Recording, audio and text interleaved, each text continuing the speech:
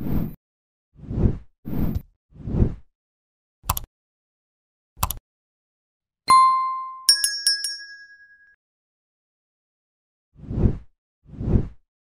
Scrubs revival's ending can only really happen one way if the arc of Zach Braff's Dr. John J.D. Dorian is going to be truly satisfying, but it would also require a reshuffle in the hierarchy of Sacred Heart Hospital. Although John C. McGinley's Dr. Percival Perry Cox served as the second most senior of all the doctors in Scrubs for the first 8 seasons, he became chief of medicine in the sitcom's penultimate run. Doing so would have implied a perfect ending if J.D. had stuck around as his second-in-command, but the imminent Scrubs revival can fix the misstep. Just like Dr. Cox served as J.D.'s mentor throughout all 9 seasons of Scrubs, even after the pair had parted ways, Braff's character took a few different characters under his wing as well. However, most of J.D.'s mentees didn't stick around all that long. As such, the sitcom almost failed to find a successor to follow in J.D.'s footsteps when he eventually ascended further through the ranks of the hospital. Thankfully, Scrubs Season 8 gave J.D. the understudy he'd been unknowingly searching for, just in time for the ending of the sitcom's main run. Eliza Coupe's Denise Mahoney was J.D.'s only real protégé. Braff's character rarely made an effort to train one particular intern.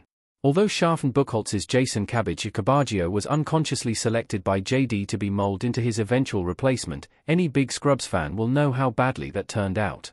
After Cabbage's run of episodes and early retirement from medicine in Scrubs Season 5, J.D. didn't really try to find another intern to train for a while. Eventually, he found himself a student who was a mix of potential and roughness around the edges, Eliza Coupe's Denise Jo Mahoney. It took until Scrubs Season 8, but J.D. had finally found a doctor who he believed could eventually replace him. Coupe was one of the cast members who carried over into Scrubs Season 9, aka Scrubs, Med School, after the finale two-parter. Braff's gradual exit from the softly rebooted sitcom was a shame, but his time on the show had already reached an organic endpoint at the end of Scrubs Season 8. By carrying Denise over to the Med School episodes, J.D.'s legacy at the new Sacred Heart was strengthened. Denise had, in part, become the doctor she was thanks to J.D.'s input, and she continued to spread his knowledge to the benefit of patients and medical staff alike. Denise can step into the Dr. Cox-esque role when J.D. is inevitably made chief of medicine. Denise would be the perfect number 2 for J.D. Before J.D. departed Sacred Heart in Scrubs Season 8, he had taken on Dr. Cox's former role as the unofficial second-in-command to the Chief of Medicine, the latter title then being held by Dr. Cox himself. When Braff's character left, there didn't seem to be anyone who could replace J.D. Presumably, Elliot tried to fill the role, but her dynamic with Dr. Cox was always incredibly fractious, and not endearingly so. Scrubs Season 10 can reinstall J.D. in this position, and the revival can end with him being handed the baton again by Dr. Cox and taking over the hospital. J.D. becoming chief of medicine and running the hospital alongside Turk, who ended Scrubs Season 9 as chief of surgery, is the only perfect way that the Scrubs revival can end. It could happen sooner rather than later, as Dr. Cox will be older in the Scrubs revival than former Chief Dr. Kelso was in the pilot. Cox will presumably be approaching retirement.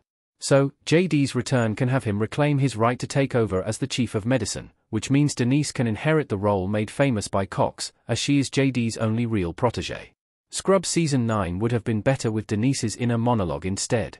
Luce's narration was far too similar to J.D.'s. Eliza Coupe looking serious as Denise Mahoney in Scrubs. One of the biggest hallmarks of Scrubs is J.D.'s inner monologue narrating events, although other Scrubs characters did briefly step into narrating duties. Braff's character began Scrubs Season 9 as the sitcom's main storyteller, but the responsibility slowly transitioned to Kerry Bishay's Lucy Bennett.